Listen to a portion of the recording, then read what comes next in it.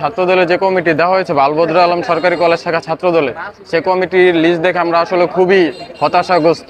কারণ গাজীপুরের সর্বোচ্চ বিদ্যাপীঠ বালবদর আলম সরকারি বিশ্ববিদ্যালয়, সকলেরই নজর ছিল এই বাল কলেজ শাখা ছাত্রদলের কমিটির দিকে এবং সকলের একটা প্রত্যাশা ছিল এই কমিটিটা অনেক সুসংগঠিত হবে, এবং যারা পদ পাবে তাদের মাধ্যমে বাল কলেজের 30,000 স্টুডেন্ট আগামীতে একটি সুন্দর বাংলাদেশ নির্মাণে এরা কাজ করবে। বাট দেখা যাচ্ছে যে যারা কমিটিতে যাদেরকে রাখা হয়েছে তারা অতীতে বাল কলেজ শাখা ছাত্রলীগেরই ক্যান্ডিডেট ছিল এবং কি তারা এখন বর্তমানে টাকা পয়সা দিয়ে ছাত্রদলের পোস্টে এসে পড়েছে এবং কি যাদেরকে এই কমিটিতে রাখা হয়েছে ম্যাক্সিমাম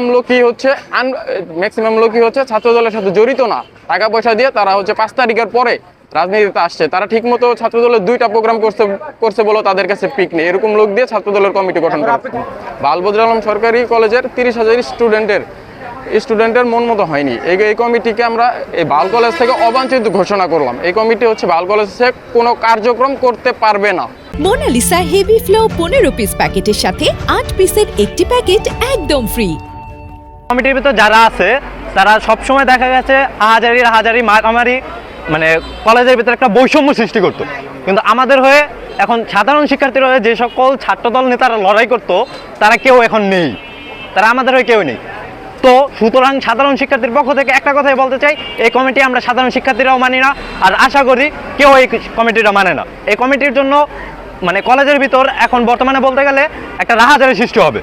এই কমিটির কারণে আমরা সাধারণ শিক্ষার্থীরা শান্তিমতো নিঃশ্বাস নিতে পারছি না। বিগত সময়ে দেখা গেছে যারা মনে করেন ছাত্রলীগের বিরোধিতা করছে তারা কলেজে আসতে পারেনি, কলেজে পরীক্ষা দিতে পারেনি, এমনকি কলেজের সাধারণ ফর্ম ফিল আপটাও করতে পারেনি তারা। সো একটা কথাই বলতে চাই, এই কমিটির কোনো মানে হয় না যেখানে কিনা ছাত্রলীগ দিয়ে ভরা। সো আমার মতে এই কমিটি দ্বারা ডাইরেক্ট ছাত্রদলকে অপমান করা হয়েছে, আর কিছু না। যে কমিটি হয়েছে আমি ওই কমিটির আহ্বায়ক সদস্য, আমি ওই কমিটিতে থাকতে চাই না, আমার পদ প্রত্যাহার করতে চাই। ছাত্রলীগ দিয়ে ছাত্রদলের কমিটি গঠন করা হয়েছে, তাই আমি ওই কমিটিতে থাকতে চাই না।